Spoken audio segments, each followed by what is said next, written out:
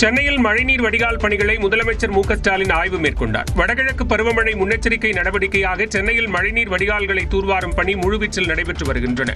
அவற்றின் ஒரு பகுதியாக ஆழ்வார்பேட்டையில் மழைநீர் வடிகால் பணிகள் நடைபெறும் இடத்தில் பயன்பாட்டில் உள்ள குடிநீர் குழாய்களை மாற்றி 200 மீட்டர் நீளத்திற்கு புதிய குழாய்கள் அமைக்கும் பணிகள் நடைபெற்று வருகின்றன. அப்பணிகளை முதலமைச்சர் மு க ஸ்டாலின் ஆய்வு செய்தார். அதேபோன்று வீனஸ் காலனி பகுதியில் 2.16 கிலோமீட்டர் நீளத்திற்கு 8,21,00,000 ரூபாய் மதிப்பீட்டில் மழைநீர் வடிகால் பணிகள் நடைபெற்று வருகின்றன. இப்பணிகளையும் முதலமைச்சர் ஸ்டாலின் நேரில் ஆய்வு செய்தார். பணிகளின் நிலை குறித்து கேட்டறிந்த முதலமைச்சர் மழைக்காலத்தில் மக்களுக்கு பாதிப்பு இல்லாத வகையில் விரைந்து பணிகளை முடிக்கும்படி அதிகாரிகளுக்கு உத்தரவிட்டார். இந்த ஆய்வின் போது அமைச்சர் மா சுப்பிரமணியன் உடனிருந்தார். விஜயின் பரப்புரை வாகன ஓட்டுநர் மீது வழக்கு பதிவு செய்துள்ள நிலையில் வாகனத்தை பறிமுதல் செய்ய காவல்துறையினர் திட்டமிட்டிருப்பதாக தகவல் வெளியாகியுள்ளது. நாமக்கல்லில் பரப்புரைக்கு சென்றபோது இருசக்கர வாகனத்தில் வந்த இளைஞர்கள் மீது மோதியதற்காக விஜயின் பரப்புரை பேருந்தை பறிமுதல் செய்யாதது ஏன் என சென்னை உயர்நீதிமன்றம் கேள்வி எழுப்பியிருந்தது. இதனையடுத்து 2 மணி நேர வீடியோ காட்சிகள் 30க்கும் மேற்பட்ட செல்போன்களில் பதிவான வீடியோக்களை காவலர்கள் ஆய்வு செய்தனர். இதனைத் தொடர்ந்து விஜயின் பரப்புரை வாகன ஓட்டுநர் மீது கரூர் வேலாயுதம்பாளையம் காவல் நிலையத்தினர் வழக்கு பதிவு செய்தனர். உயிருக்கு ஆபத்தை விளைவிக்கும் வகையில் வாகனத்தை ஓட்டுதல் உள்ளிட்ட பிரிவுகளில் வழக்கு பதியப்பட்டுள்ளது. விஜயின் பரப்புரை வாகனத்தையும் பறிமுதல் செய்ய காவல்துறை திட்டமிட்டிருப்பதாக தகவல்கள் தெரிவிக்கின்றன. இதனிடையே கரூர் கூட்ட நெரிசல் விவகாரத்தில் தாவேக பொதுச் செயலாளர் ஆனந்த், இணை பொதுச் செயலாளர் நிர்மல்குமார் ஆகியோர் முன்ஜாமீன் கோரி உச்சநீதிமன்றத்தில் மேல்முறையீடு செய்துள்ளனர். கூட்ட நெரிசல் விவகாரம் தொடர்பாக இருவர் மீதும் 5 பிரிவுகளின் கீழ் காவல்துறை வழக்கு பதிவு செய்தது. இதனையடுத்து அவர்கள் தலைமறைவான நிலையில் ஆனந்த், நிர்மல்குமார் ஆகியோரின் முன்ஜாமீன் மனுவை சென்னை உயர்நீதிமன்றம் தள்ளுபடி செய்தது. தொடர்ந்து இருவரும் முன்ஜாமீன் கோரி உச்சநீதிமன்றத்தை நாடியுள்ளனர். வழக்கை விரைந்து விசாரிக்க கோரி தலைமை நீதிபதி அமர்வில் திங்கட்கிழமை முறையிடவும் அவர்கள் தரப்பு திட்டமிட்டுள்ளதாக கூறப்படுகிறது. கரூர் சம்பவத்திற்கு காரணமான திமுக அரசை கண்டிக்க முடியாத சில அரசியல் கட்சிகள் சம்பவத்திற்கும் அரசுக்கும் தொடர்பு இல்லாததை போன்று பக்கவாத்தியம் வாசிப்பதாக எடப்பாடி பழனிசாமி கடுமையாக சாடியுள்ளார். இது தொடர்பாக ஆங்கில நாளிதழில் வெளியான செய்தியை குறிப்பிட்டு தனது எக்ஸ் பக்கத்தில் பதிவிட்டுள்ள அதிமுக பொதுச் செயலாளர் எடப்பாடி பழனிசாமி, கரூர் சம்பவம் சரியான திட்டமிடல் இல்லாததாலும் அலுவலர்களின் கவனக்குறைவாலும் ஏற்பட்டது என தெரிவித்துள்ளார். அரசு முறையாக முன்னெச்சரிக்கை நடவடிக்கை எடுத்திருந்தால் இந்த துயர சம்பவத்தை தடுத்திருக்க முடியும் என்று தெரிவித்துள்ள அவர், நேரத்தை தாண்டி பல மணி நேரம் தாமதம் ஏற்பட்ட நிலையில் மேலும் மேலும் மக்களை கூட்டப்பகுதிக்கு அனுமதித்தது ஏன் என்றும் கேள்வி எழுப்பியுள்ளார். பாதுகாப்பு ஏற்பாடுகள் பற்றி மாவட்ட காவல்துறை கண்காணிப்பாளர் தலைமையில் கூட்டம் நடத்தப்பட்டதா என்றும் இதில் குடிநீர் போன்ற அடிப்படை தேவைகள் பற்றி விவாதிக்கப்பட்டதா என்றும் கேள்வி எழுப்பியுள்ளார். கள நிலவரப்படி கூட்டத்தில் போதுமான காவலர்களை கொண்டு ஆரம்பம் முதலே கூட்டத்தை ஒழுங்குபடுத்த அரசு தவறிவிட்டது என்று தெரிவித்துள்ள இபிஎஸ், விஜய் வாகனத்தை கூட்ட நெரிசலில் கொண்டு வரவும் அதை பாதுகாக்கவும் காவல்துறை காட்டிய அக்கறையை பொதுமக்களின் பாதுகாப்பில் காட்டவில்லை என்று குற்றம் சாட்டியுள்ளார். அரசுக்கு பக்கவாத்தியம் வாசிக்கும் சில அரசியல் கட்சிகள் உண்மையை உணர்ந்து நடுநிலையோடு பேச வேண்டும் என்று கேட்டுக் கொண்டுள்ள இபிஎஸ், ஒரு நபர் விசாரணை குழு முழுமையாக விசாரிக்க வேண்டும் என்று கேட்டுக் கொண்டுள்ளார். விஜயை கூட்டணிக்கு வரவழைப்பதற்காக கரூர் விவகாரத்தில் திமுக அரசு மீது எடப்பாடி பழனிசாமி குற்றம் சுமத்துவதாக டிடிவி தினகரன் தெரிவித்துள்ளார். திருச்சியில் செய்தியாளர்களிடம் பேசிய அமமுக பொதுச் செயலாளர் தினகரன், துயரமான நேரத்திலும் தாவேகவுடன் கூட்டணி பேச்சுவார்த்தை நடத்துவது அநாகரிகமானது என்று சாடினார். இந்த நேரத்தில் தாவேகாவை நீங்கள் கூட்டணிக்கு வர வேண்டும் என்ற நரித்தனமாக நீங்கள் குற்றச்சாட்டை எல்லாம் ஆட்சியாளர்கள் போடுறீங்க. நீங்க ஆட்சியில இருந்தப்ப நடந்துச்சு 13 உயிர்களை குருவியை போல சுட்டாங்களே, அதுக்கு பொறுப்பேற்றுட்டீங்களா நீங்க? தொடர்ந்து பேசிய அவர், விஜயின் சவாலை கூட பொருட்படுத்தாமல் முதலமைச்சர் செயல்பட்டு வருவதாகவும் புகழ்ந்தார். சிலர் சொல்வது போல திரு விஜய் அவர்களை இதில் கைது செய்தால் இது ஒரு தவறான முன்னுதாரணமாக வருங்காலத்துக்கு இருக்கும். எல்லா கட்சிகளும் மாநாடு நடத்துறோம், என்னதான் இதுல உஷாரா இருந்தாலும் நம்ம மீறி விபத்து நடப்பதற்கு வாய்ப்பு இருக்கு. அப்ப அந்த கட்சி தலைவரை போய் கைது செய்ய முடியுமா? அது ஒரு முன்னுதாரணமாக வந்துவிடக்கூடாது என்பதுல நாமெல்லாம் அதுல சரியா இருக்கும். அதேதான் முதலமைச்சரே உணர்ந்திருக்காரு, அவர் 50 ஆண்டு அனுபவம் இருக்கு, அது சொல்ல தவறா எடுத்துக்கிறாங்க. துயர சம்பவத்திற்கு விஜய் தார்மீக பொறுப்பேற்றிருந்தால் நீதிமன்றம் கண்டனம் தெரிவித்திருக்காது என்றும் டிடிவி தினகரன் தெரிவித்தார்.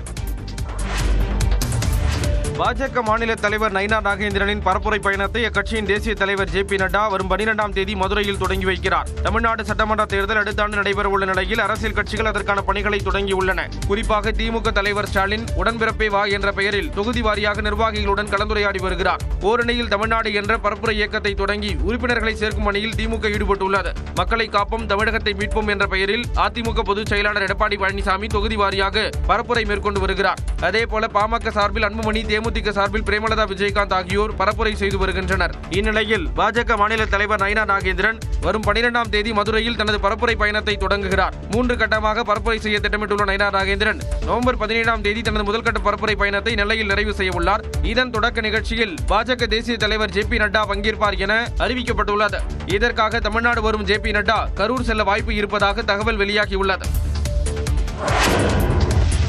தேசியவாதம், திராவிடம் என்ற பெயர்களில் தமிழர்களின் பாரம்பரியம் இருட்டடிப்பு செய்யப்படுவதாக நாம் தமிழர் கட்சியின் தலைமை ஒருங்கிணைப்பாளர் சீமான் விமர்சித்தார். சென்னை போரூரில் தமிழ் தேசியவாத குணாவின் பிறந்தநாள் கொண்டாட்டத்தில் பேசிய அவர், திராவிடம் என்ற பெயரில் தமிழ் பாரம்பரியத்தை நீண்ட நாட்களாக மறைத்து வைத்து சதி செய்தனர் என்று சாடினார். ஒவ்வொன்றும் இந்த திராவிடர்கள் நமக்கு வஞ்சகமாக சூழ்ச்சி செய்து வீழ்த்தினார்.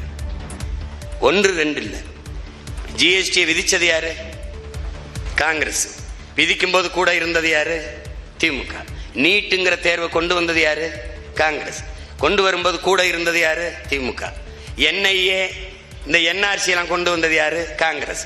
கொண்டு வரும்போது கூட இருந்து கையெழுத்திட்டது யாரு? திமுக. எல்லா நச்சு திட்டமும் இவர்கள்தான்.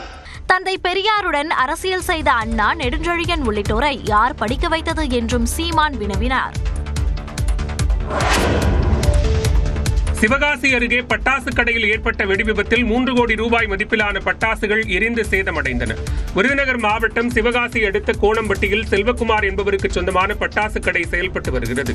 தீபாவளி பண்டிகையை முன்னிட்டு பொதுமக்கள் ஏராளமானோர் பட்டாசு வாங்குவதற்காக செல்வகுமார் கடைக்கு வந்திருந்தனர். புதிய வகை பட்டாசுகளை கடைக்கு வெளியே வெடிக்கச் செய்து வாடிக்கையாளர்களுக்கு ஊழியர்கள் காண்பித்ததாக தெரிகிறது. அப்போது தீப்பொறி பறந்து சென்று கடைக்குள் விழுந்ததில் அடுக்கி வைக்கப்பட்டிருந்த பட்டாசுகளில் தீப்பற்றி வெடித்து சிதறியது. இதனால் கடை முழுவதும் கொழுந்துவிட்டு எரிந்தது.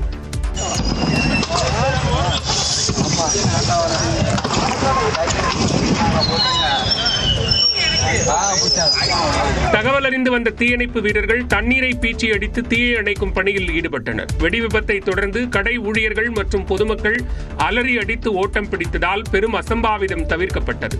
எனினும் கடையில் வைத்திருந்த 3 கோடி ரூபாய் மதிப்பிலான பட்டாசுகள் எரிந்து சேதமடைந்தன. வெடி விபத்து காரணமாக சிவகாசி சாத்தூர் சாலையில் 1 மணி நேரத்திற்கும் மேலாக போக்குவரத்து நிறுத்தி வைக்கப்பட்டது. சேலம் அருகே உள்ள சித்தேஸ்வரன் மலைக்கோயிலுக்கு சென்று வழி தவறி காட்டுக்குள் சிக்கிக் கொண்ட 4 சிறுவர்கள் உட்பட 36 பேரை வனத்துறையினர் பாதுகாப்பாக மீட்டனர். கொளத்தூர் அடுத்த பாலமலையில் உள்ள சித்தேஸ்வரன் கோயிலுக்கு 4 சிறுவர்கள், பெண் உட்பட 36 பேர் சாமி கும்பிட சென்றனர். கோயிலை தேடி சென்றவர்கள் வழி தவறி வனப்பகுதிக்குள் சென்றதாக தெரிகிறது. எப்படி வெளியே வருவது என சிக்கி தவித்த நிலையில் அவர்கள் குறித்து மாவட்ட காவல் கண்காணிப்பாளர் மற்றும் வனத்துறைக்கு தகவல் கொடுக்கப்பட்டது. இதையடுத்து காட்டுக்குள் சென்ற வனத்துறையினர் பொங்கமரத்து கொடிக்கால் என்ற பகுதியில் வழி தவறி தவித்துக் கொண்டிருந்த 4 சிறுவர்கள், பெண் உட்பட 36 பேரையும் பாதுகாப்பாக மீட்டனர். பீகாரில் வேட்புமனு தாக்கல் கடைசி நாளுக்கு 10 நாட்கள் முன்வரை வாக்காளர் பட்டியலில் பெயரை சேர்க்கவோ நீக்கவோ செய்யலாம் என தலைமை தேர்தல் ஆணையர் ஞானேஷ்குமார் தெரிவித்துள்ளார். பீகாரில் 2 நாள் ஆய்வுக்கு பின் பாட்னாவில் செய்தியாளர்களை சந்தித்த அவர், நவம்பர் 22ஆம் தேதிக்கு முன்பாக பீகார் சட்டமன்ற தேர்தல் நடத்தி முடிக்கப்படும் என்று கூறினார். ஒவ்வொரு வாக்குப்பதிவு மையங்களிலும் 1200 வாக்காளர்களுக்கு மிகாமல் வாக்களிக்கும் வகையில் ஏற்பாடு செய்ய உள்ளதாக தெரிவித்தார். மேலும் வேட்புமனு தாக்கல் கடைசி நாளுக்கு 10 நாட்கள் முன்வரை வாக்காளர் பட்டியலில் பெயரை சேர்க்கவோ நீக்கவோ செய்யலாம் என தலைமை தேர்தல் ஆணையர் ஞானேஷ்குமார் கூறினார். 1 सितंबर के बाद नॉमिनेशन के लास्ट दिन से 10 दिन पहले तक अभी भी समय मौजूद है. உரிய ஆவணங்களை சமர்ப்பித்தும் பட்டியலில் பெயர் இடம்பெறாதவர்கள் அல்லது நீக்கப்பட்டவர்கள் அது குறித்து தேர்தல் அதிகாரிகளிடம் முறையிடலாம் என்றும் அவர் கூறினார்.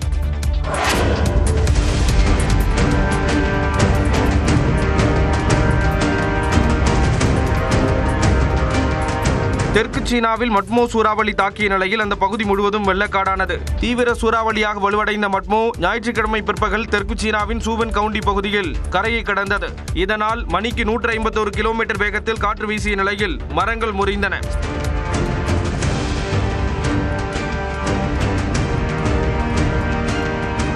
சாலைகளில் வெள்ளம் பெருக்கெடுத்து ஓடியது.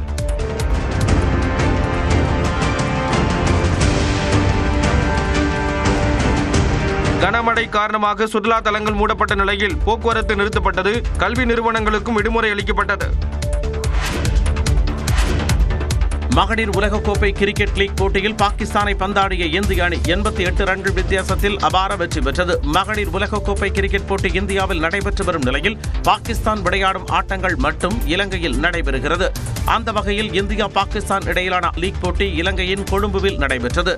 ஆடவர் ஆசிய கோப்பையை போன்றே மகளிர் உலகக்கோப்பையிலும் டாஸ் போடும்போது இந்திய கேப்டன் ஹர்மன் பிரீத் கவுர் மற்றும் பாகிஸ்தான் கேப்டன் பாத்திமா சனா பரஸ்பரம் கைகுலுக்கிக் கொள்ளவில்லை. இந்நிலையில் டாஸ் வென்ற பாகிஸ்தான் முதலில் பந்து வீச்சை தேர்வு செய்த நிலையில் நிர்ணயிக்கப்பட்ட 50 ஓவரில் இந்திய அணி 247 ரன்களுக்கு ஆல் அவுட் ஆனது. இந்திய அணியில் அதிகபட்சமாக ஹர்லின் தியோல் 46 ரன்கள் சேர்த்தார். கடைசி கட்டத்தில் அதிரடியாக ஆடிய விக்கெட் கீப்பர் ரிச்சா கோஷ் 20 பந்துகளில் 2 சிக்சர்கள் 3 பவுண்டரிகள் என 35 ரன்கள் எடுத்தார். 248 ரன்கள் எடுத்தால் வெற்றி என்ற இலக்குடன் களமிறங்கிய பாகிஸ்தான் அணியில் சிட்ரா அமின் மட்டும் தனி ஆளாக போராடினார். அரை சதம் கடந்த அவர் 81 ரன்களில் ஆட்டமிழந்த நிலையில் மற்ற வீராங்கனைகள் நிலைத்து நிற்கவில்லை. இதனால் பாகிஸ்தான் அணி 43 ஓவரில் 159 ரன்களுக்கு அனைத்து விக்கெட்டுகளையும் பறிகொடுத்ததால் 88 ரன்கள் வித்தியாசத்தில் இந்திய மகளிர் அணி வெற்றி பெற்றது. இந்தியா தரப்பில் கிராந்தி கவுட், தீப்தி சர்மா தலா 3 விக்கெட்டுகளும், ஸ்னே ராணா 2 விக்கெட்டுகளும் கைப்பற்றினர்.